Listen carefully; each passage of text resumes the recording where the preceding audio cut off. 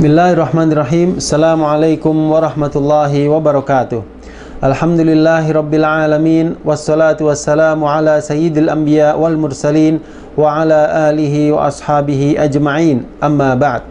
Para pemirsa kaum muslimin dan muslimah yang dimuliakan Allah, marilah kita lanjutkan kajian kita tafsir al-ushrul akhir pada bab zakat.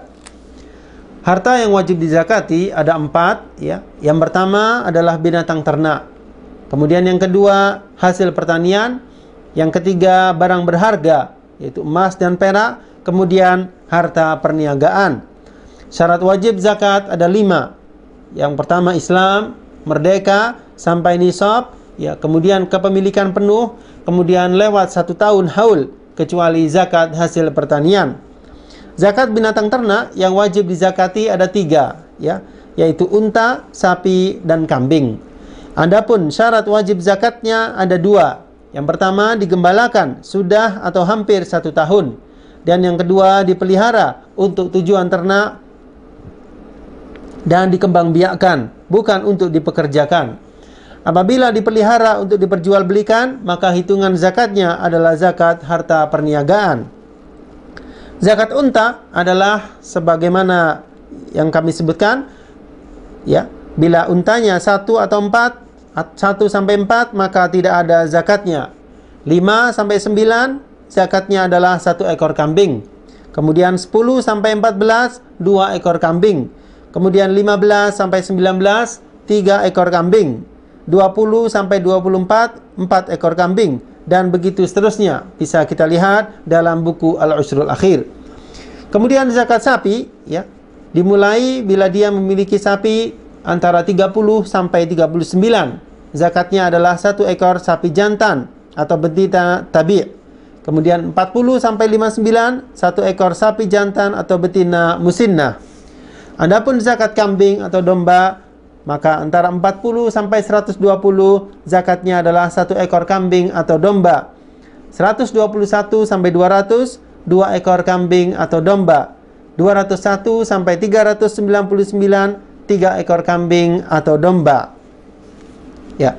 Kemudian zakat hasil pertanian, ya. Hasil pertanian dari jenis biji-bijian dan buah-buahan wajib dizakati jika memenuhi 3 persyaratan.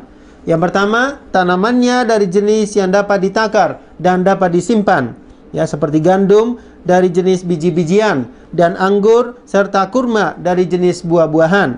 Adapun jenis tanaman yang tidak bisa ditakar dan tidak bisa disimpan seperti sayur mayur dan yang sejenisnya, maka tidak dapat dizakati.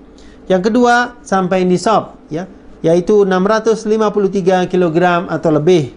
Kemudian yang ketiga, tanaman tersebut dimiliki oleh orang yang wajib zakat pada saat wajib mengeluarkan zakat ya. Kemudian kadar zakat untuk hasil pertanian adalah 10% ya, apabila diairi tanpa mengeluarkan tenaga ya.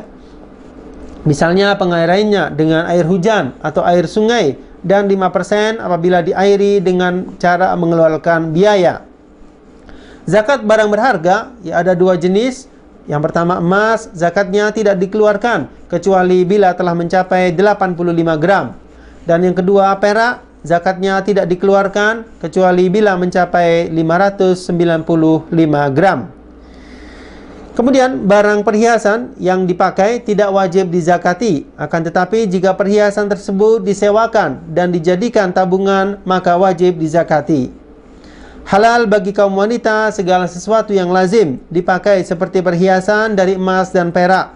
Begitu juga menggunakan sedikit perak pada bejana.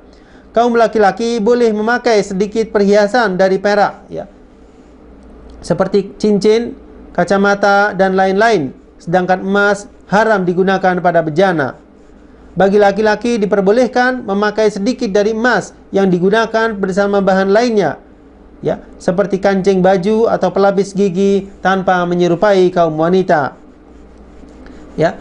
Kemudian zakat hutang piutang ya, seseorang yang memiliki pinjaman atau hutang kepada orang kaya atau kepada orang yang mampu membayar hutang tersebut, maka ia wajib mengeluarkan zakat dari tahun-tahun yang telah berlalu apabila ia menerima pembayaran ya hutang tersebut meskipun jumlahnya banyak.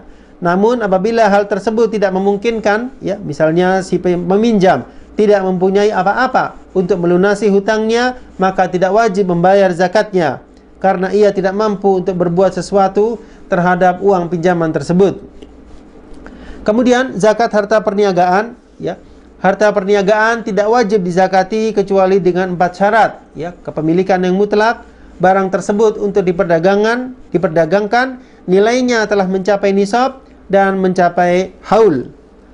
Kemudian zakat fitrah, ya, hukumnya wajib atas setiap muslim jika memiliki harta lebih dari kebutuhan makannya dan makan keluarganya pada malam dan pagi hari raya Idul Fitri.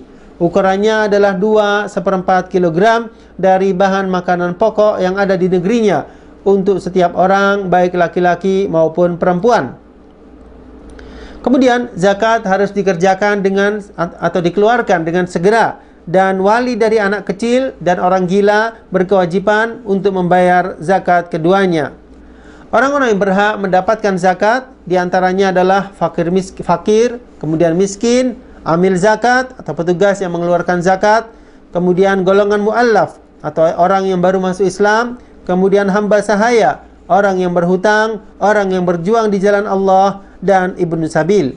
Semuanya diberi zakat sesuai dengan kebutuhan, kecuali amil zakat. Ia diberi sesuai upahnya meskipun ia kaya.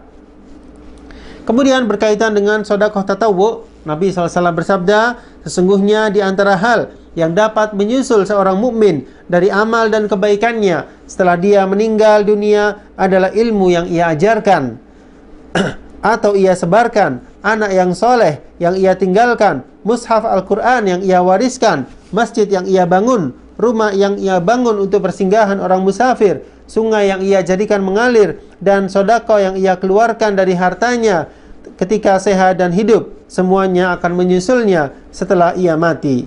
Hadis riwayat Imam Ibnu Majah. Sampai di sini para pemirsa yang dimuliakan Allah, mudah-mudahan bermanfaat. Billahi taufiq wal hidayah. Wassalamualaikum warahmatullahi wabarakatuh.